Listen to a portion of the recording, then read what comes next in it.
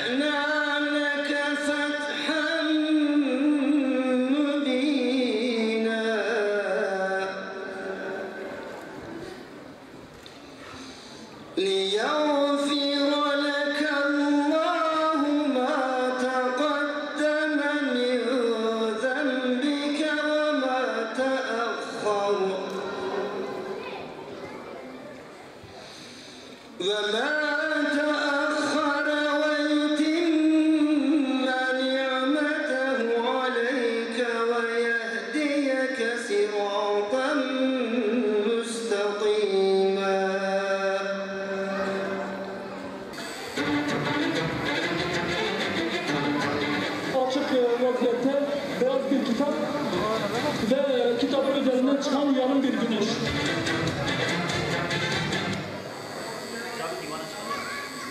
Eğer güneşin doğma vakti gelmişse onu durduracak beşeri bir güç yoktur. Şafak sökmüştür. Şafak sökmüştür. Güneşin kızıllığı görünüyor ve inşallah adalet güneşinin, hidayet güneşinin doğuşu çok yakın. Değerli kardeşlerim ve kıymetli bacılar, gün geçtikçe sorumluluğumuz artacak, yükümüz de o oranda ağırlaşacaktır. İkinci bir yıla bugün itibariyle girmiş bulunuyoruz. Bu yeni dönemde sesimizi duyan insanlara tekrar gideceğiz. Çünkü her söylenen duyuldu sanmayın. Her duyulan da anlaşıldı sanmayın. Biz halkımıza sesimizi duyurduk ama halkımızın gerçek anlamda Hüdapar'ın davasını anladığını ben zannetmiyorum. Onun için bir seferberlik ilan ederek tekrardan insanlara gideceğiz. Bir medeniyet projesi olan Hüdapar'ın parti programını götüreceğiz. Partimizin ilkelerini, amacını, hedeflerini ve projelerini insanlara tek tek anlatmalıyız. Çünkü insanlar bilmediği şeyin düşmanı olur. İyi bir yönetici insanların gönlünü fethedendir. Bizim hedefimiz de insanların gönlünü fethetmek olmalıdır.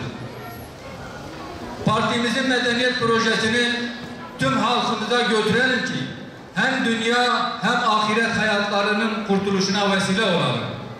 Bu da bizim için en büyük şeref olacaktır. Çünkü bizim meselemiz bir parti davası meselesi değildir. Bizler bir dava partisiyiz ve böyle bilinmeli ve böyle anlaşılmalıdır. Eğer bizler aşkımızı ve sevdamızı kaybetmez, ihlasla, azim ve gayretle çalışmaya devam edersek, ben inanıyorum ki 3. 5 yılda da Allah'ın izniyle Rabbimiz bizleri muvaffak edecektir. Değerli kardeşlerim, İslam ümmeti başta olmak üzere İnsanlık alemi zor bir dönemden geçmektedir. Hak, hukuk, adalet kavramlarının yeksan olduğu, merhamet ve şefkat duygularının insanlar arasından kalktığı, dünyevileşme ve maneviyatsızlığın zirve yaptığı, rüşvetin, yolsuzluğun ve yalanın sıradanlaştığı, ölümlerin kolaylaştığı, dünya hayatının ahiret hayatına tercih edildiği, verilen sözlerin bir kıymeti harbiyesinin kalmadığı, buhran ve cinnet halinin toplumu esir aldığı bir dönemden geçiyoruz. Toplum olarak haktan yüzümüzü çevirdik ve istikametimizi kaybettik. Hiçbir şeye feda edilmemesi gereken adaleti kendi siyasi çıkar ve menfaatlerimize kurban ettik. Sonuç olarak düzen bozuldu ve toplum olarak kaybettik ve kaybetmeye de devam ediyoruz. Önce insan, öncelik adalet şiarıyla adaleti tesis etmek ve insanlık onurunu kurtarmak hepimizin boynunun borcu olmalıdır. Ya hep birlikte var olacağız ya da hep birlikte yok olacağız. Bundan dolayı Hüdapar yok olmamak adına varlık mücadelesi veren bir dava hareketidir. Bu halkın Hüdapar'ın da bu halka ihtiyacı vardır. Hüdapar'ın bu halkın desteğine ihtiyacı vardır. İl Yönetim Kurulumuz 1. olağan kongreden sonra 20 Şubat 2015 tarihinde ilk toplantısını yaparak parti tüzüğünün 58 Taksim 2 maddesi gereği görev alanlarını ve iş bölümü belirlemiştir.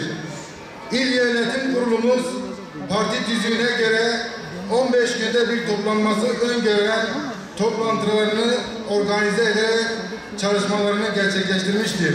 Allah'ın izni ve inayetiyle 5 yıl önce çıktığımız bu yolda bugün 2. olağan il kongremizi yapıyoruz Şanlıurfa ilimizde. İnşallah 25 Mart 2018 tarihi itibariyle il kongrelerimizi tamamlayacağız ve inşallah seçimlere hazır bir hale geleceğiz. Değerli dostlar, 5 yıl kadar önce 2012 yılının Aralık ayında dürüst siyaset, gerçek adalet şiarıyla yola çıktık. Bismillah dedik, yola koyulduk. Bugün 2. olağan kongrelerimizin teması yine adalet eksenli, yine merkezinde insan var. Önce insan, öncelik adalet diyoruz. 2820 sayılı kanunun 61 ile 69. maddeleri siyasi partilerin gelirlerini ve gelir elde etme usullerini, 70 ile 77. maddeleri ise giderlerini ve giderlerin yapılma usullerini, parti içi mali işlemleri, parti bütçeleri ve kesin hesaplarının nasıl ve ne zaman hazırlanacağını, Anayasa Mahkemesi'nce yapılacak mali denetim ve mali hükümlerin müeyyidelerini konu edinir.